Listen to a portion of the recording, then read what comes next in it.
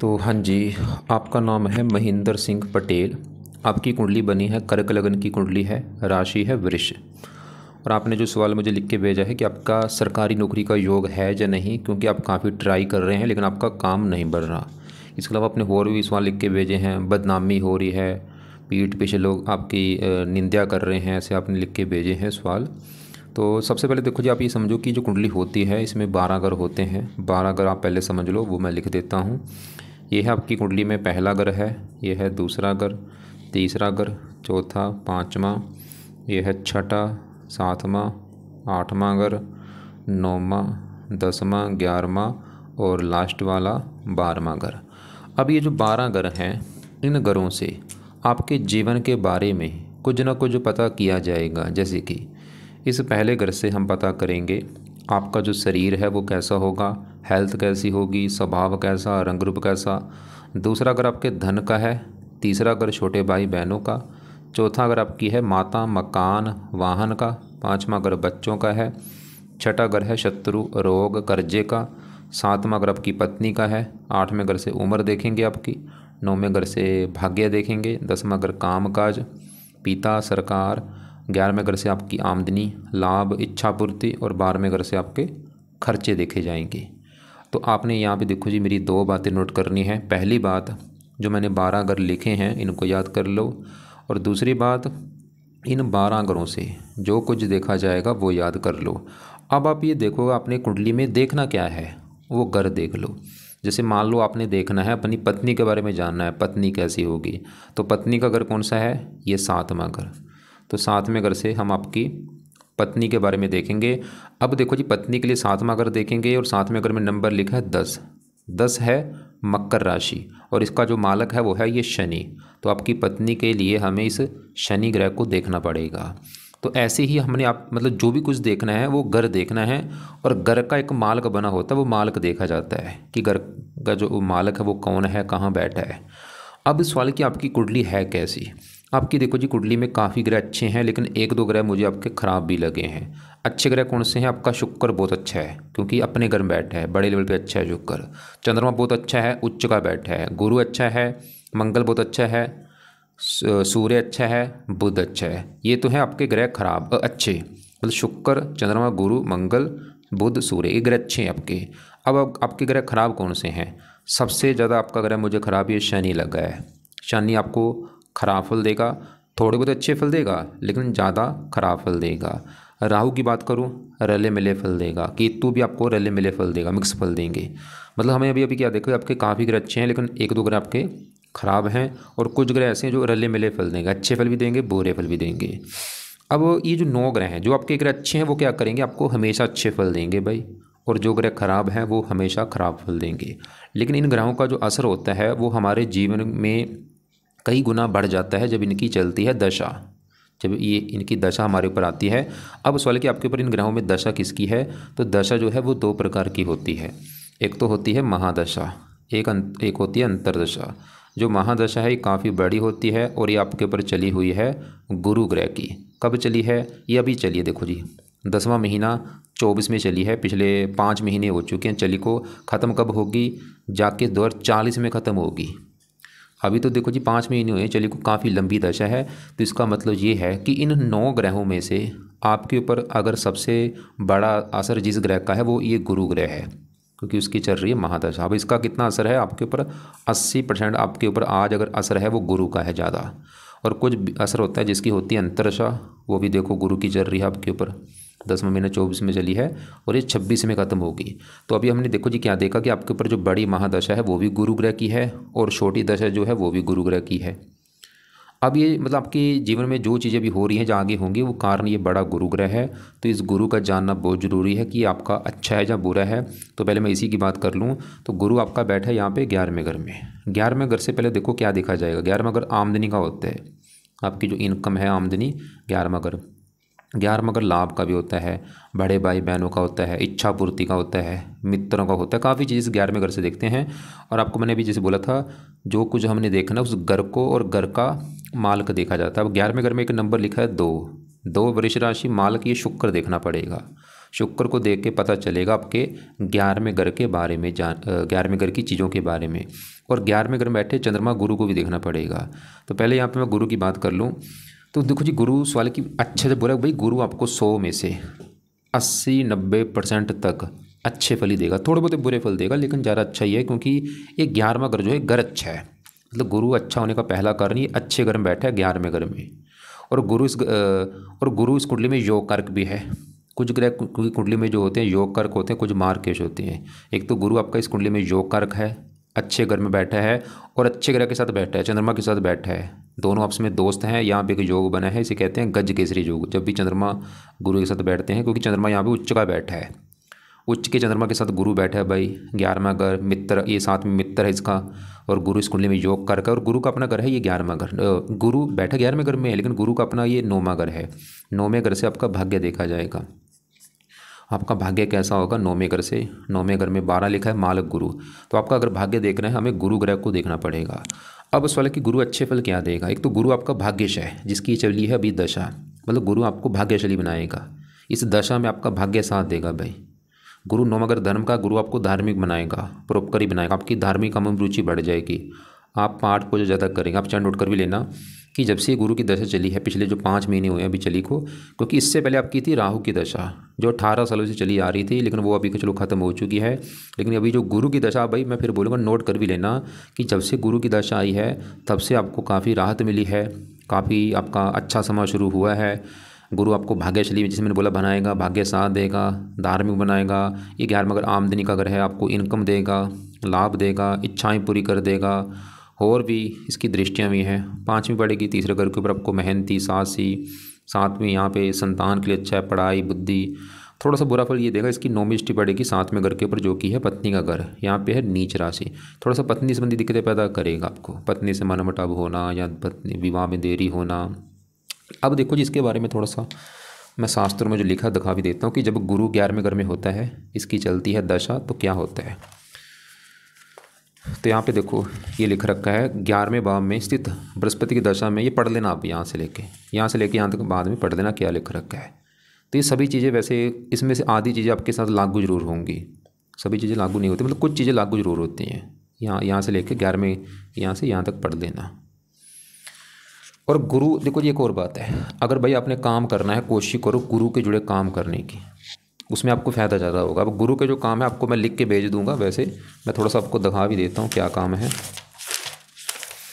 तो यहाँ पे ये काम है गुरु के, ब्राह्मण का काम, धर्म उपदेशक का काम, धार्मिक स्थान, धार्मिक बिजनेस, कर्मकांड, ज्योतिषी, राजनीति, न्यायालय, कानून, वकील, बैंक का काम हो गया, पुराण, अध्यापक, शिक्षक, पुस्तकालय, पुरोहित, किताब। इसके अलावा और भी जो काम आपको मैं वीडियो लिख के भेज दूंगा, आप मुझे बोल देना कि गुरु के काम लिख के भेज दो। तो कहने का बस मेरा मतलब ये है कि आपके जो गुरु की भाई दशा है वो अच्छा है तकरीबन, और घर अच्छे बैठा है। गुरु थोड़ा सा छठे घर का मालक है, बाकी फिर भी ठीक है। मतलब गुरु के आपको मैं यहाँ पे कुछ उपाय बताऊँगा, क्यों उपाय बताऊँगा, ताकि ये जो दशा चली है आपकी ये और अच्छी जाए आपकी, मतलब इसके अच्छे फल 10 गुना और बढ़ें, जो थोड़े बहुत बुरे फल मैंने बोले हैं वो आपको ना मिलें। तो गुरु के जो उपाय हैं भाई आपने क्या करने हैं। तो पहला जो गुरु का उपाय है, आप गुरु का मंत्र याद किया करो। ये मंत्र आपने करना है सुबह के टाइम, चाहे 1 माला कर लो, 2 माला, 3 माला, 4 माला, जितना आप कर सकते हो किया करो सुबह के टाइम। कौन सा मंत्र है, और ये शुरू करना गुरुवार के दिन, संकल्प लेके शुरू करना। जो अभी गुरुवार आएगा, मुझे लगता है आज मंडे है, तो गुरुवार की वेट करो। गुरुवार सुबह के टाइम संकल्प लेना कि हे गुरु देवता जी, मेरा नाम महेंद्र है, मेरी जात ये है, गोद ये है, आपकी चल रही मेरे ऊपर बड़ी महादशा, तो मैं चाहता हूँ ये दशा आपकी अच्छी जाए मेरी, इसलिए आपका आज से मैं रोजाना मंत्र याद किया करूँगा। तो रोजाना जितना आप कर सकते हैं मंत्र करो। अब मंत्र कौन सा है, मंत्र है ओम ब्रह्म बृहस्पते नमः, ओम ब्रह्म बृहस्पते नमः, ऐसे ही जाप किया करो। दूसरा है गुरु के 2 पाठ है, एक तो है बृहस्पति कवच का पाठ, दूसरा है बृहस्पति स्रोत का पाठ। तो ये 2 पाठ भी आपने भाई सुबह के टाइम पढ़ने हैं, या इनको ऑडियो लगा के सुन लिया करो। चौथा उपाय है, अगर आप कर सकते हैं, गुरु का जो दिन है मैंने बोला है गुरुवार होता है, तो आप हर गुरुवार को इस गुरु देवता का व्रत रख लो। व्रत की जो कथा है वो सुन लिया करो, आरती किया करो। आरती तो चाहे रोजाना कर दो। आरती कहाँ पे मिलेगी, यूट्यूब पे सर्च करना, वहाँ पे लिखना कि बृहस्पति देवता की आरती वो निकल आएगी। तो ये आरती रोजाना सुन लिया करो, चाहे कर लिया करो सुबह के टाइम। बाकी व्रत आपको मैंने गुरुवार को बोला, यहाँ पे आपको मैं फोर्स नहीं करूँगा, अगर रखना आता है रख लो, व्रत नहीं आता कोई बात नहीं, वो आपकी मर्जी है। पांचवा पाया है, इसके गुरु क्या एक देवता है, इसका भी आगे जो देवता है वो कुछ ब्रह्मा जी को कहते हैं, कुछ विष्णु जी को कहते हैं। तो आप चाहे ब्रह्मा जी या विष्णु जी की पूजा उपासना भी कर सकते हैं, या विष्णु जी की पूजा उपासना कर लो। विष्णु जी की पूजा उपासना में विष्णु जी का एक पाठ है, विष्णु सहस्त्र नाम का एक पाठ है, वो पढ़ सकते हैं आप। विष्णु सहस्त्र नाम का पाठ पढ़ लिया करो या सुन लिया करो। तो फिलहाल आपने ये उपाय करने हैं भाई। गुरु यानी कि बृहस्पति का मंत्र सुबह के टाइम रोजाना करना है, बृहस्पति के दोनों पाठ रोजाना पढ़ने हैं या सुना करो। बृहस्पतिवार का व्रत कथा आरती करो, विष्णु सहस्त्रनाम का पाठ पढ़ लो। और अब आगे बढ़ते हैं, और मैं फिर बोलूँगा आपका भी समय भाई अच्छा शुरू हो चुका है, ये 5 महीने जो हुए हैं। लेकिन यहाँ पे गड़बड़ है, मैंने बोला गुरु की चल रही है बड़ी दशा, पिछले 5-6 महीने हो चुके हैं, वो तो अच्छा है। गुरु की चल रही छोटी दशा, वो भी अच्छा है। एक तीसरी दशा भी होती है, तीसरे नंबर वाली जो दशा होती है उसका असर थोड़ा होता है, और वो आपकी चली हुई है शनि की। कब से चली है? ये जनवरी में आपकी चली थी, जो भी जनवरी गया है ना पीछे, जैसे अभी मई चल रहा है, तो जनवरी मतलब पिछले वो भी 2-3 महीने हो चुके हैं चली को। और शनि आपका ख़राब है, मतलब पिछले 2-3 महीने से आपको अगर कोई दिक्कतें आ रही, जैसे हमने बोला था पीठ पीछे निंदा हो रही है, या और भी पाठ पूजन मन नहीं लग रहा, जो मानसिक चिंता हो रही है, ऐसी जो दिक्कतें आ रही है वो कारण मैं आपका ये शनि बोल दूंगा भाई, क्योंकि पिछले ये भी 3-4 महीने से चल रही है इसकी छोटी दशा, तीसरी दशा। अब शनि आपका क्यों ख़राब है? और वैसे भी आपकी पूरी कुंडली में सबसे ज़्यादा ख़राब मुझे शनि लगा है। शनि कोई अच्छे फल भी देगा, ऐसा नहीं कि बिल्कुल ख़राब है, लेकिन ये बुरे फल भी देगा। तो अब शनि की बात करते हैं, क्या अच्छे बुरे फल देगा। तो यहाँ पे देखो जी, पहले शनि आपका बैठा कहाँ पे? ये 6 भाव में बैठा है। अब यहाँ पे देखो जी, सवाल है कि शनि आपका मुझे क्यों खराब लगा है। 2-3 कारणों से आपका मुझे शनि खराब लगा है। पहला, शनि खराब होने का कारण कि ये छठे घर में खराब घर में बैठा है, छठा घर अच्छा घर नहीं होता। ऊपर से यहाँ पे जो 9 लिखा है, गुरु घर में बैठा है, गुरु को अपना दुश्मन मानता है। और तीसरा कारण ये इस कुंडली में मार्केश भी है। अब क्या बुरे फल देगा? छठा घर जो है, ये छठे घर से रोग देखा जाता है, रोग, शत्रु, कर्जा, कोर्ट कचहरी, चोरी, ठगी, ऐसी खराब चीज़ें छठे घर से देखते हैं। तो शनि छठा अगर रोग का है तो शनि आपको रोगी बनाएगा, आपको हेल्थ को लेकर दिक्कतें पैदा करेगा। और अभी जैसे मैंने बोला छोटी दशा, तीसरी दशा जो निकली, उसका वैसे असर कम है, अभी भी आपको मतलब हेल्थ को लेकर दिक्कतें दे रहा है पिछले 3-4 महीने से, लेकिन थोड़ी सी, क्योंकि असर इसका कम है। और छठा शत्रु का शत्रु बढ़ा देगा। और छठा अगर कर्जे का है, कर्जदार बना देना।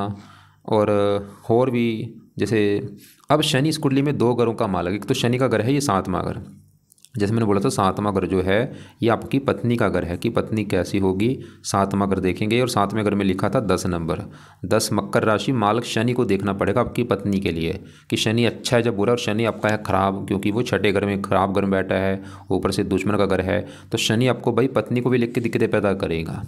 पत्नी वाली दिक्कतें आपको जरूर आएंगी बड़े लेवल पे। क्या दिक्कतें आएंगी? छठा घर मैंने बोला रोग, मतलब पत्नी जगह, 7वां घर पत्नी उठ के चलेगी, छठा घर रोग, शनि आपकी पत्नी को जहाँ तो रोगी बना देगा। छठा घर शत्रु, पत्नी शत्रु, या पत्नी से आपके शत्रु जैसे व्यवहार होंगे, मतलब पत्नी से आपके लड़ाई झगड़े होते रहेंगे, मनमुटाव होता रहेगा, या बार बार पत्नी का लड़के मायके जाना, या पत्नी से प्रेम ना मिलना, या आपका डिवोर्स हो जाना, कुछ ना कुछ दिक्कत आनी है आपको पत्नी को लेके।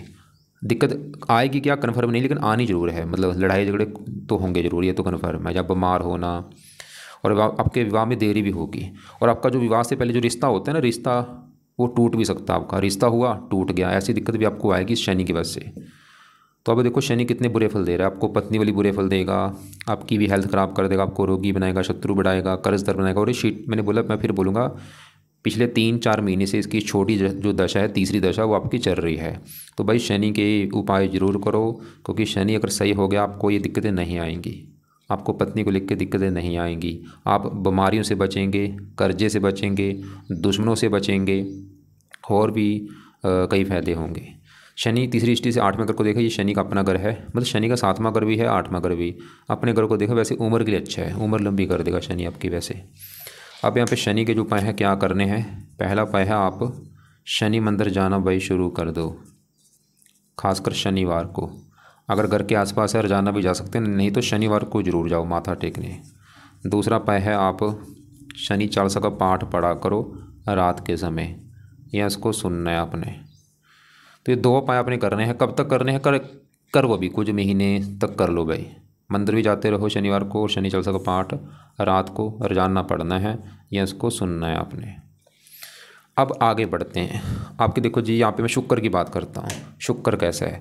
शुक्र आपका है बहुत बड़े लेवल पे अच्छा। सबसे ज़्यादा ग्रह अगर कोई अच्छा ही शुक्र है। क्यों अच्छा है? शुक्र जहाँ बैठा है वो है चौथा घर। अब चौथा घर पहले समझो किसका है। चौथे घर से आपकी माता देखी जाएगी, आपका मकान देखा जाएगा, वाहन कैसा होगा, ज़मीन जायदाद, नौकर चाकर, इस चौथे घर को देख के डिसाइड होगा। और आपको क्या बोला था, घर का मालिक देखो। अब चौथे घर के बारे में जानना, चौथे घर में लिखा है नंबर 7। 7 है तुला राशि, मालिक शुक्र देखना पड़ेगा। चौथे घर का मालिक है शुक्र, कि शुक्र कहाँ बैठा है। शुक्र कहाँ बैठा है? इसी घर में बैठा है। तो आपका शुक्र क्यों अच्छा मुझे लगा, क्योंकि शुक्र का ही घर है चौथा घर। जैसे आपको मैं एक एग्जांपल समझाता हूँ। मान लो मेरा घर है, मैंने जो घर बनाया है, अब उस घर में मैं जाके बैठ जाऊँ तो क्या होगा, मैं अपने घर का अच्छा करूँगा, मैं अपने घर की रक्षा करूँगा, संभाल करूँगा। ऐसे ही काम ग्रह करते हैं। अगर अपने घर में बैठे हैं बहुत अच्छा फल देते हैं। तो शुक्र क्यों अच्छा? क्योंकि चौथा घर शुक्र का घर है। मालवे योग बनाए शुक्र इस चौथे घर का अच्छा कर देगा। चौथा घर माता का घर है, शुक्र आपको माता का सुख अच्छा देगा। चौथा घर मकान का है, शुक्र मकान का सुख अच्छा देगा। वाहन, आपके पास अच्छा वाहन होगा, आपका घर सुंदर होगा, गाड़ी जमीन जो आपके पास गाड़ियाँ अच्छी होंगी। चौथा घर ज़मीन जायदाद उसका सुख अच्छा, नौकर चाकर का सुख अच्छा। तो शुक्र आपको माता, मकान, वाहन, ज़मीन जायदाद, नौकर चाकर सभी सुख देगा, किसी चीज़ की कमी नहीं रहेगी। और शुक्र का एक और घर है इस कुंडली में, वो है ये 11वां घर। जहाँ ये मैंने बोला था गुरु चंद्रमा बैठे आके, किसका घर था? क्योंकि 11वें घर में जो 2 लिखा है वृष राशि, इसका भी मालिक शुक्र होता है। 11वां घर आमदनी लाभ, शुक्र आपको अच्छी आमदनी देगा, लाभ देगा, इच्छाएं पूरी कर देगा। खासकर शुक्र की दशा आपकी बहुत अच्छी जाएगी भाई। तो अभी हमने शुक्र देख लिया जो कि बहुत अच्छा है। अब आगे बढ़ते हैं। ये जो 5वां घर है, ये 5वां घर होता है कुंडली में संतान का घर। आपके जो बच्चे हैं वो कैसे होंगे? 5वां घर पढ़ाई का भी। और 5वें घर का मालिक देखना है तो 5वें घर में 8 लिखा है, 8 वृश्चिक राशि, मालिक मंगल देखना पड़ेगा। और मंगल आपका है बहुत अच्छा, क्योंकि जहाँ बैठा है 9वां घर, एक तो घर अच्छा है, और वहाँ पे गुरु की राशि में बैठा है, मित्र राशि में, अपने दोस्त के घर में आया है। गुरु मंगल भी इस कुंडली में योग कारक है। मंगल के अच्छे फल देगा, क्योंकि संतान के घर का मालिक भाग्य घर में बैठा है, मतलब संतान भाग्य। संतान होने के बाद आपका भाग्य साथ देगा, मंगल ही दिखा रहा है। जब आपका बच्चा पैदा होगा उसके बाद भी आपकी किस्मत साथ देना शुरू हो जाएगी। और आपको संतान का सुख अच्छा, पढ़ा लिखा बना देगा, बुद्धिमान बना देगा। और मंगल इस 10वें घर का मालिक है। मंगल के 2 घर हैं, एक तो मंगल का ये 5वां घर मंगल का घर है, और ये 10वां घर भी मंगल का घर है। क्योंकि 10वें घर में देखो 1 लिखा है, 1 मेष राशि, मालिक मंगल। 10वां घर काम काज, पिता, सरकार, मान प्रतिष्ठा। मंगल आपको काम काज का सुख अच्छा देगा, नौकरी कारोबार का सुख अच्छा मिलेगा, पिता का सुख अच्छा देगा, सरकारी नौकरी का भी योग दिखा रहा है, जिसे आपने बोला भी था सरकारी नौकरी का योग है या नहीं। काफ़ी योग आपके हैं सरकारी नौकरी के। और भी आपको, आप मंगल के जुड़े भी काम कर सकते हैं भाई। यहाँ पे मैं एक बात बोल दूँ, कुंडली में ठीक है योग दिख रहे हैं सरकारी नौकरी के, लेकिन खाली सरकारी नौकरी के पीछे ही मत भागो। साथ में कोई बिजनेस कर लो, कोई काम धंधा कर लो, और काम कर लो। क्योंकि कुंडली में आपके काम काज की रिगार्डिंग कुंडली अच्छी है। देखो सरकारी नौकरी में क्या बनेगा पता है आपको? 40-50 हज़ार मिलता है। अगर खुद का काम करोगे भाई आप लाखों कमा सकते हो। उसको साइड में रखो, ठीक है, ट्राई करो सरकारी नौकरी की, लेकिन साथ में कोई बिजनेस कर लो। क्योंकि आपकी काम काज की रिगार्डिंग मैंने देखी कुंडली बहुत अच्छी है, काफ़ी योग अच्छे हैं आपके। जैसे चंद्रमा गुरु बैठे, गज केसरी योग बना है। पिता से जुड़ा भी आपका, पिता का जो काम है उसको भी आप आगे बढ़ा सकते हैं। अब मंगल की दशा भी आपकी अच्छी जाएगी। तो मंगल आपके मतलब संतान, पढ़ाई, बुद्धि के लिए अच्छा है। काम काज, पिता, सरकार, भाग्य घर में बैठा है, और भी अच्छे फल देगा। अब आगे बढ़ते हैं। आपकी संतान घर में बुध जो बैठा है, सूर्य, इनकी बात करते हैं। पहले सूर्य की बात करूँ। सूर्य भी अच्छा है, क्योंकि 5वें घर में मंगल घर में बैठा है, और सूर्य मंगल को दोस्त मानता है। सूर्य भी 5वें घर का अच्छा कर देगा। संतान घर में बैठा है, संतान के लिए अच्छा है, पढ़ा लिखा, बुद्धिमान, पुत्र का जो लेकर बैठा है। और सूर्य का अपना घर है ये दूसरा घर। दूसरा घर कुंडली में धन का होता है, खासकर धन जोड़ने का। कितना धन जोड़ेंगे? दूसरा घर, दूसरे घर में 5 लिखा है, सिंह राशि, मालिक सूर्य है। तो धन का मालिक सूर्य कहाँ बैठा है? संतान घर में, मतलब धन संतान। संतान पैदा होने के बाद आपके जीवन में धन भी आना शुरू हो जाएगा, सूर्य दिखा रहा है। जब आपकी संतान पैदा होगी तो आपके जीवन में धन भी आएगा। मंगल दिखा रहा था कि संतान होने के बाद भाग्य साथ देगा, और सूर्य दिखा रहा है कि संतान होने के बाद धन आना शुरू हो जाएगा। अब इसी घर में बुध बैठे है, तीसरे घर का मालिक बुध है। बुध ये दिखा रहा है कि आप काफ़ी बुद्धिमान होंगे, पढ़े लिखे होंगे। संतान भी आपकी काफ़ी बुद्धिमान, समझदार होगी, गुणी होगी, मेहनती होगी। तो आपके अभी यहाँ पे चंद्रमा की बात करते हैं। ये सबसे अच्छा चंद्रमा भी क्यों अच्छा है? कोई चंद्रमा एक तो बैठा है 11वें घर में, घर अच्छा। और यहाँ पे जो 2 लिखा है वृष राशि में, उच्च का बैठा है। उच्च का घर है भाई बहुत अच्छा होता है। चंद्रमा क्यों अच्छा है? उच्च का बैठा है, और है भी इस पूरी कुंडली का मालक है, लग्नेश है, योग कारक है, इस पहले घर का मालक है। ये जो पहला घर है, पहला घर आपका है भाई शरीर, हेल्थ, स्वभाव, रंग रूप, और पहले घर में 4 लिखा है मालक चंद्रमा, और वो उच्च का बैठा है। चंद्रमा आपके शरीर का अच्छा करेगा, हेल्थ, स्वभाव, रंग रूप, पर्सनैलिटी, और शरीर 11वें घर में बैठे हैं आमदनी घर में। चंद्रमा ये दिखा के आपके पास अच्छी इनकम होगी, लाभ होंगे, आपको मिलेंगे बड़े बड़े, आप धनी होंगे, आपकी इच्छा भी होगी धन कमाने की, क्योंकि चंद्रमा मन का कारक है। जहाँ बैठता है उन चीज़ों में हमारा मन ज़्यादा लगता है। आपको चंद्रमा काफ़ी धन देगा, लाभ देगा, और भी आपको कई कई फायदे देगा। तो आपकी देखो जी कुंडली में हमने शुक्र देखा, वो अच्छा है, मकान वन के लिए अच्छा है। बुध अच्छा है, सूर्य संतान के लिए अच्छा है। मंगल भी आपकी संतान होने के बाद आपको फायदा देगा, और भी अच्छे फल देगा, काम काज के लिए अच्छा है। चंद्रमा देखा वो अच्छा है, गुरु ठीक है। अब आपके दूसरे घर में जो केतु बैठा है ये थोड़ा सा ख़राब है, क्योंकि केतु दूसरे घर में यहाँ पे सूर्य घर में बैठा है, सूर्य को अपना दुश्मन मानता है। तो केतु की वजह से आपका थोड़ा सा धन घर बैठा है, धन खर्च होता रहेगा केतु की वजह से। तो केतु के लिए आप क्या करो, केतु का दान किया करो। क्या दान है, कुत्तों को रोटी डाल दिया करो भाई, आप रोजाना कुत्तों को कुछ ना कुछ डाल दिया करो। और केतु कवच का एक पाठ है वो पढ़ लिया करो, ताकि आपका धन खर्च ना हो। ये पाठ शाम को या रात को पढ़ लिया करो। अब 8वें घर में जो राहु है, देखो जी 8वें घर में राहु अच्छे फल नहीं देता, लेकिन 8वें घर में यहाँ पे चलो ये शनि घर में बैठा है, मित्र राशि है। सवाल कि राहु अच्छा है, बुरा रले मिले फल देगा। 8वें घर में बैठ के राहु हेल्थ संबंधी खराब फल देता है, पेट का रोग देता है, गुद्दे का रोग देता है, और भी हेल्थ में कोई दिक्कतें आती हैं। और राहु की अभी दशा आपकी पहले निकल चुकी है, गुरु से पहले। और मैं फिर बोलूँगा, आप चाहे नोट कर भी ले भाई, बार बार जो आपको मैं बोल रहा हूँ कि जब से गुरु की दशा आई है लाइफ में चेंज आपकी आया होगा, क्योंकि इससे पहले जो राहु की दशा थी उसमें तो दिक्कतें आई होंगी। राहु 8वें घर में बैठे, 3 दृष्टियाँ भी हैं, 5वीं यहाँ पे, 7वीं धन के करके धन की हानि होना। राहु के अभी उपाय रहने दो, क्योंकि दशा इसकी चलो ख़त्म हो चुकी है, छोड़ दो इसको। तो बस आपको मैं दोबारा फिर बोल दूँ कि अभी आपके लिए सबसे ज़रूरी उपाय है गुरु ग्रह के। क्यों? क्योंकि उसकी चल रही है दशा, उसी की छोटी दशा है, और वो दशा देखो 40 में ख़त्म होनी है, ताकि दशा आपकी बिल्कुल अच्छी जाए। तो गुरु के जो उपाय हैं उसका मंत्र मैंने बोला है, सुबह के टाइम ज़्यादा करो, दोनों पाठ पढ़ लिया करो या सुन लिया करो, इनको 2-2 3-3 बार पढ़ लो। बृहस्पतिवार का व्रत रखा करो, कथा आरती किया करो, आरती रोजाना किया करो, विष्णु सहस्त्रनाम का पाठ पढ़ लो। और बाकी शनि, हाँ आपकी पूरी कुंडली में जो ज़्यादा ग्रह खराब है वो है शनि। और आपकी देखो जी, आपको देखो लाइफ में संतान का सुख अच्छा दिख रहा है, मकान वन का सुख अच्छा है, धन के रिगार्डिंग ठीक है कुंडली, काम काज हो गया, सब कुछ अच्छा है। बस आपकी एक कुंडली में एक दिक्कत है, मतलब आपकी पूरी कुंडली में नेगेटिव पॉइंट क्या है, वो है आपको विवाह में दिक्कत आएगी भाई। आपको पत्नी को लेकर दिक्कत आएगी आपकी कुंडली के हिसाब से। वो दिक्कत क्या होगी, जहाँ तो पत्नी से आपकी बनेगी नहीं, या पत्नी बीमार होना, या आपका विवाह में देरी होना, या आपका डिवोर्स हो जाना, या पत्नी घर से भाग जाना, या आपका विवाह में देरी होती, कुछ ना कुछ होगा शनि की वजह से, क्योंकि शनि पत्नी घर का है मालक। लेकिन अगर आप शनि के उपाय करते हैं फिर ये दिक्कतें आपको नहीं आएंगी। या आपकी पत्नी की भी कुंडली देख के डिसाइड होगा सही फलादेश। बाकी एक बार आपके द्वारा मैं सवाल देख लेता हूँ। आपने बोला है मेरा गवर्नमेंट जॉब नहीं लग रहा।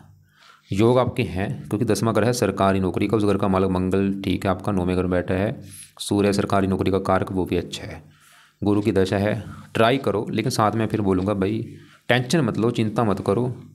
और साथ में मैं फिर बोलूँगा कोई अगर बिजनेस आप काम धंधा भी कर सकते हैं, खासकर गुरु के जुड़े काम कर लो आप। और वो आपको मैंने काम दिखाए भी हैं, या आपको मैं और भी लिख के भेज दूँगा काम, वो आप देख लेना। बाकी अपने बोला है मैंने हमेशा पाठ पूजा किया, आज मुझे जो भी नहीं मिल रही। तो ये भाई बड़ी बात नहीं है, जो भगवान ने आपकी किस्मत लिखा है आप अपनी मर्जी से नहीं कर सकते। अगर आपका मन है कि भाई मैं जो भी करनी है, जो भी, ऐसे देखो भगवान ने जो लिखा है वो आपको मिल जाएगा। तो इसलिए भगवान को दोष मत दो, उससे बस ये बोलो कि मुझे समझ दो, ताकि मैं आगे बढ़ पाऊँ, कैरियर मेरा अच्छा हो। मैं फिर बोलूँगा भाई जॉब पूरी उम्र जॉब करोगे ना, 40-50 हज़ार से ऊपर आपकी सैलरी नहीं होगी। और आज के हिसाब से जितनी महंगाई है भाई, 40-50 हज़ार कुछ भी नहीं होता। काम खुद का करोगे लाखों कमा सकते हो। चारों तरफ से बेइज्जती हो रही है, आप देखो बेइज्जती हो रही है, आप क्यों इतनी टेंशन ले रहे हो। सबके साथ अच्छा करता हूँ, पीठ पीछे सबकी बुराई होती है, कोई बड़ी बात नहीं है। आपको इससे क्या टेंशन, आप अपने काम से मतलब रखो, इतनी टेंशन मत लो कि लोग आपकी बेइज्जती कर रहे हैं भाई। क्वेश्चन ज़रूर लेके, तो मैं फिर बोलूँगा कुंडली बस अच्छी है। बस एक तो ये विवाह में आपकी दिक्कत आनी है, और जिससे विवाह करना कुंडली देख के करना। और बाकी जो उपाय बोले हैं वो करो। और आपने बोला आप हनुमान जी की पूजा उपासना करते हैं, भाई उसको दोबारा कंटिन्यू शुरू करो हनुमान जी की पूजा उपासना करने को। अब हनुमान जी की पूजा उपासना में क्या करना है, हनुमान जी के पाठ पढ़ा करो। आज हनुमान चालीसा पढ़ा है, कभी संकट मोचन पढ़ लिया, कभी बजरंग बाण पढ़ लिया, कभी अंगारक स्रोत पढ़ लिया। इसके अलावा एक आपको मैं जो, क्योंकि देखो ये ग्रह जो हैं इनको भी एक बनाने वाले को परमात्मा है जो पूरी सृष्टि का मालिक है। आपने उसका नाम जपना है। किस रूप में नाम जपना है? जो आपको अच्छा लगता है, चाहे उसको राम राम बोल लो, हरे कृष्णा बोल लो, अल्लाह बोल लो, वाहिगुरु बोल लो, कुछ भी, मतलब उसका नाम जपा करो। कब जपना है? सुबह के टाइम जपा करो। सुबह अपना 10-20 मिनट बैठ के अपने जो घर में पूजा स्थान है वहाँ पे बैठ के आंखें बंद करके वो नाम जपा करो। और हनुमान जी के जो पाठ बोले वो चेंज करके पढ़ा करो। बाकी देखो जी, रत्न, हाँ रत्न की बात करूँ, मोती आप धारण कर सकते हैं राइट हैंड की, इस छोटी उंगली में चांदी में जड़वा के मोती धारण कर लो। आपका वेट अगर 60 किलो है, 6.25 रत्ती का कर लो, 70 है तो 7.25 रत्ती का मोती धारण कर लो। कभी गोमत धारण मत करना, नीलम धारण कभी भूल के मत करना, लहसुनिया धारण मत करना कभी भी। आपने वैसे रत्न नहीं लिख के भेजा है तो बाकी आपको लग रहा है कि अभी भी कोई बात समझ नहीं लग रही है, कुछ पूछना है आपने, तो आप चाहे तो मुझे कॉल करके पूछ लेना, या आपका जो सवाल होगा वो मुझे लिख के भेज देना आप।